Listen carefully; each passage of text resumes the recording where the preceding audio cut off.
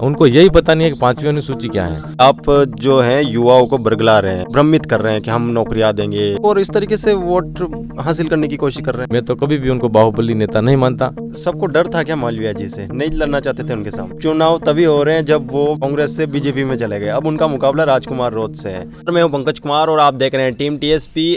आज मेरे साथ जय कृष्ण पटेल है, जो कि बागीदोरा से विधायक प्रत्याशी है, बीएपी पार्टी से।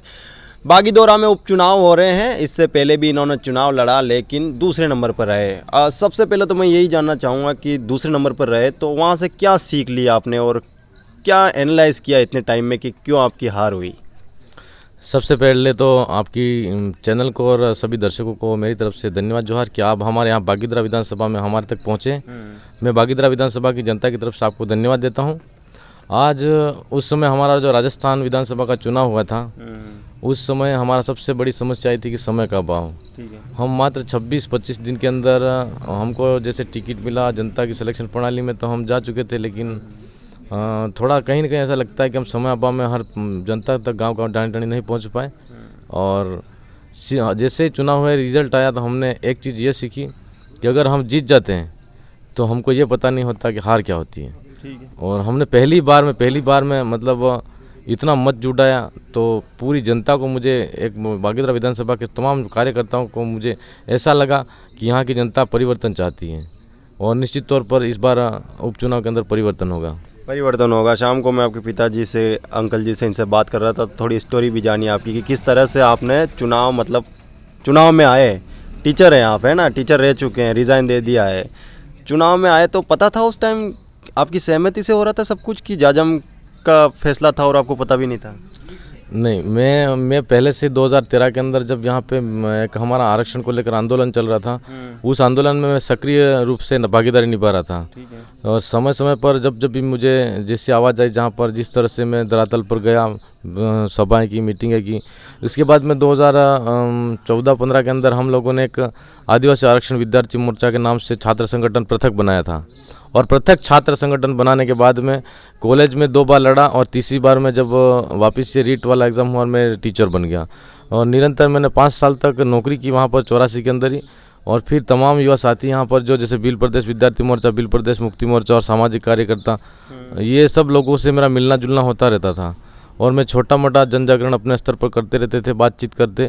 तो हमारा कहीं न कहीं सामाजिक जन जागरण और विज़न था, उस पर काम जारी था। और जब ये सिलेक्शन प्रणाली वाले साथियों ने आम राय से सब लोगों को बोला कि जेकी दादा को चुनाव लड़ाना चाहिए, तो मैंने ना बोला मुझे चुनाव नहीं लड़ना है। पर सब साथियों की सहमति बनी। फिर हम सोचा कि यार ये बाहुबली बब्बर शहर है, तो कोई लड़ेगा नहीं, हमको लड़ना ही चाहिए। फिर युवा के साथियों की आवाज़ के हिसाब से हमको सिलेक्शन प्रणाली में चयन हुआ और भारत आदिवासी पार्टी ने हमारे को बैंडेज दिया, फिर चुनाव मैदान में आए। तो सबको डर था क्या मालवीय जी से? नहीं लड़ना चाहते थे उनके सामने? सभी को डर तो था, परिवार को भी डर था कि हम ये मतलब ऐसा है इधर इस क्षेत्र के अंदर तो पूरे टीएसपी के में तो बाहुबली ऐसे सब बोल के एक डर कायम कर रखा है। क्यों बोलते हैं बाहुबली, क्यों बोलते हैं इनको? वो तो मुझे पता नहीं। मैं तो लोकतंत्र के हिसाब से, जनता यहाँ पर ताकतवर है और जनता जिसके साथ में खड़ी होती है वो व्यक्ति ताकतवर होता है। यहाँ लोकतंत्र के अंदर जनता ताकतवर है, व्यक्ति ताकतवर नहीं है। मैं तो कभी भी उनको बाहुबली नेता नहीं मानता और मैं लोकतंत्र में विश्वास रखता हूँ। लोकतंत्र में विश्वास रखते हैं। अब की बार तो वो उपचुनाव में आपके सामने है भी नहीं। उपचुनाव तभी हो रहे हैं जब वो कांग्रेस से बीजेपी में चले गए। अब उनका मुकाबला राजकुमार रोध से है। उधर अगर लोकसभा की बात करें तो उधर क्या विश्वास जग पा रहा है कि हाँ मालवीय जी को टक्कर दे देंगे वो? यहाँ पर बांसवाड़ा डूंगरपुर की जनता और सिलेक्शन प्रणाली ने जिस तरह से राजकुमार जी रोध का चयन किया है, निश्चित तौर पर ऐसा लगता है कि यहाँ पर भारत आदिवासी पार्टी के राजकुमार जी रोध हमारे सांसद प्रत्याशी हैं, वो ऐतिहासिक जीत दर्ज करेंगे। और इस बार जो महेंद्र सिंह मालवीय यहाँ पर उनके सामने प्रतिद्वंदी के रूप में भारतीय जनता पार्टी से हैं, तो हम ये कहना चाहते हैं कि हम उस समय भी हमारे पास में समय का अभाव था और हमारी जो आज की तारीख में भारतीय जनता पार्टी यहाँ पे लड़ रही है, तो मैं ऐसा मानता हूँ कि भारतीय जनता पार्टी यहाँ पे नहीं लड़ रही है। क्यों कि जिस व्यक्ति ने 13 दिन के अंदर भारतीय जनता पार्टी में आने के बाद में सांसद का टिकट ले सकता है, और जिस व्यक्ति ने जैसे विगत 2 बार प्रधान रहने के बाद में कांग्रेस पार्टी में काम किया, सुभाष जी तंबोलिया ने, और 7 दिन के अंदर टिकट ले लिया, भारतीय जनता पार्टी के तमाम कार्यकर्ताओं को पूछा नहीं गया, दरकिनार किया गया। तो यहाँ पर जो चुनाव भागीदार विधानसभा में लड़ रहे हैं, निश्चित तौर पे सांसद हो चाहे विधायक का हो, दोनों महेंद्रजीत सिंह मालवीय ही लड़ रहे हैं।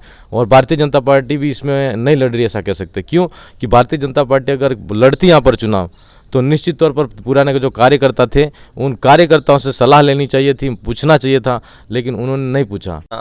आपके जो विपक्षी नेता है वो आप पर आरोप लगा रहे हैं या फिर बीएपी के नेताओं पर आरोप लगा रहे हैं या आप जो हैं युवाओं को बरगला रहे हैं, मतलब उनको भ्रमित कर रहे हैं कि हम नौकरियां देंगे, 5वीं पास 8वीं पास, ऐसा वो दावे कर रहे हैं। तो क्या आप ऐसी चीज़ें बोल रहे हैं युवाओं को और इस तरीके से वोट हासिल करने की कोशिश कर रहे हैं? देखो ऐसा है, उन लोगों ने आज तक 40 साल तक हमारे यहाँ क्षेत्र की जनता को गुमराह करने का काम किया है और गुमराह कर करके ही राजनीति कर रहे वो।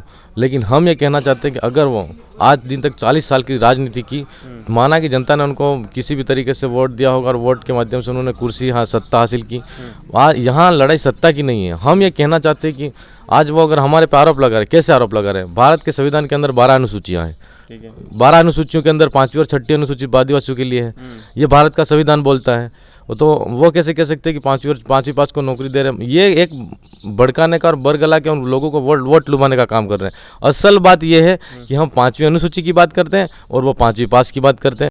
उनको यही पता नहीं है कि 5वीं अनुसूची क्या है। हमारी 12 अनुसूचियाँ हैं, उसके अंदर प्रत्यक्ष से 5वीं और 6ठी अनुसूची है, उसका अध्ययन करने की आवश्यकता है उनको। तो आप 5वीं 6ठी अनुसूची की बात कर रहे हैं और उसी बात को मैनिपुलेट करके वो ये बता रहे हैं कि 5वीं 6ठी को नौकरी देने की आप बात कर रहे हैं। हाँ बिल्कुल, वो मैनिपुलेट करके ऐसा बताने की कोशिश कर रहे हैं ताकि जनता भारत आदिवासी पार्टी के साथ में नहीं जुड़े। और जो पुराने लोग हैं और युवा साथी हैं वो ये अभी भारत आदिवासी पार्टी के अंदर जिस रफ्तार से और जिस तेज़ी से जुड़ रहे हैं, तो वो ये चाहते हैं कि हम उनके वोटर्स को किस तरह हमारी तरफ लाएं। ये भी बोल रहे हैं आपके लिए तो कि आप ज़मीनें छीन लेंगे, घर छीन लेंगे, ऐसा भी आपके लिए बोला जा रहा है।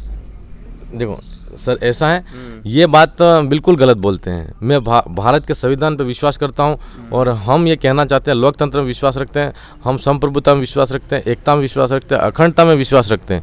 लेकिन हम ये कहना चाहते हैं कि हमारे यहाँ के क्षेत्र के अंदर, जैसे खुले इलाके के अंदर, आदिवासी बाहुल्य इलाके के अंदर जो ज़मीन जैसे वन भूमि के नाम से है, श्री सरकार के नाम से है, चारागाह के नाम से है, वो ज़मीन की बात करते हैं कि वो ज़मीन हमारी है, वो सरकार के कब्जे के अंदर जो अधीन है, उस कब्जे वाली ज़मीन हमारी है, हमारे आदिवासियों की है। हमारी जो गाँव गमेती है, गाँव के अंदर जो व्यवस्था है, उस व्यवस्था के अधीन होनी चाहिए, यूँ बोलना चाहते हैं।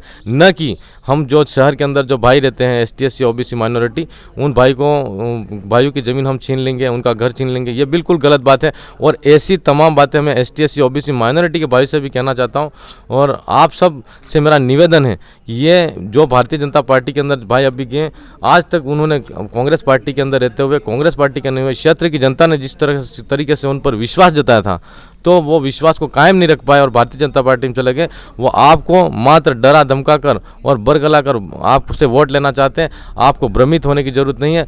आप हमारे साथ में आइए, मिलकर हम काम करते हैं और अच्छे से हम और आप मिलकर काम करेंगे। निश्चित तौर पर यहाँ के आप विकास करेंगे, यहाँ की जनता को साथ लेकर चलेंगे। आपको किसी प्रकार से डरने की ज़रूरत नहीं है। भारत आदिवासी पार्टी आपका दिल से स्वागत अभिनंदन करती है। चलिए, लास्ट क्वेश्चन मेरा, अगर मान लीजिए कि जनता पर विश्वास कर लेती है, आपको विधायक बना देती है, 3 बार के विधायक रह गए हैं मालवीय जी, है ना, आप ऐसा क्या चेंज करेंगे बागीदोरा की जनता के लिए कि उनको लगे कि हाँ हमने सही कैंडिडेट को भरोसा करके वोट दिया है? अगर आपको विधायक बना देते तो आप क्या चेंज करने वाले हैं? सबसे पहले तो हमारे यहाँ पर क्षेत्र के अंदर 40 साल के अंदर जितना भ्रष्टाचार हुआ है, वो भ्रष्टाचार से यहाँ की जनता को मुक्ति मिलेगी।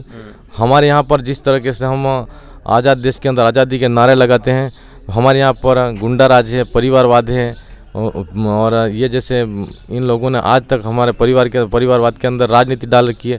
तो हमारे यहाँ पर भ्रष्टाचार खत्म होगा, परिवारवाद के अंदर उनकी राजनीति खत्म होगी, रिश्तेदारी के अंदर इनके नेता हैं। तो ये तमाम चीज़ों को लेकर हम यहाँ पे परिवर्तन करेंगे। साथ ही साथ इस क्षेत्र के अंदर हमारे यहाँ पर शिक्षा व्यवस्था बिल्कुल दुरुस्त नहीं, अच्छी नहीं है, उसको ठीक करने का काम करेंगे। अस्पतालों के अंदर स्थिति खराब हो उसको सही करने का काम करेंगे। और निश्चित तौर पर हमारे यहाँ पर रोजगार की जो बात नहीं हो रही है, यहाँ पर पलायन हो रहा है, तो हम अगर विधानसभा में आशीर्वाद रहा जनता का, निश्चित तौर पर वहाँ पर जाएंगे तो उनकी आवाज़ उठाएंगे। और हमारे यहाँ पर सभी भाइयों को सभी सर्व समाज के साथ में अगर कैसी भी घटना घटती है या उनके साथ में कुछ ऐसा गलत होने की संभावना हुई, तो हम उनके साथ में मिलकर उनकी सुरक्षा करने का काम करेंगे। और ऐसा महसूस होगा उनको कि हम भारत आदिवासी पार्टी का प्रत्याशी यहाँ पर जीता है, तो यहाँ बागीदरा विधानसभा की जनता बिल्कुल अपने आप को सहज, सुरक्षित और सरल महसूस करेगी। चलिए क्योंकि इनकी सभाएं हैं, इंटरव्यू तो बहुत बड़ा करना चाहते थे लेकिन सभाएं हैं तो इनको हम चाहेंगे कि सभा में जाए, और उम्मीद यही है कि अगर इनको जनता चुनेगी तो ये जो बोल रहे हैं उन वादों पर खरे उतरेंगे, दूसरे नेताओं की तरह वादों से मुकरेंगे नहीं। ये है जय कृष्ण पटेल जो कि उपचुनाव में बीएपी की तरफ से प्रत्याशी है। मैं हूं पंकज कुमार, कैमरामैन तरुण के साथ टीम टीएसपी। धन्यवाद।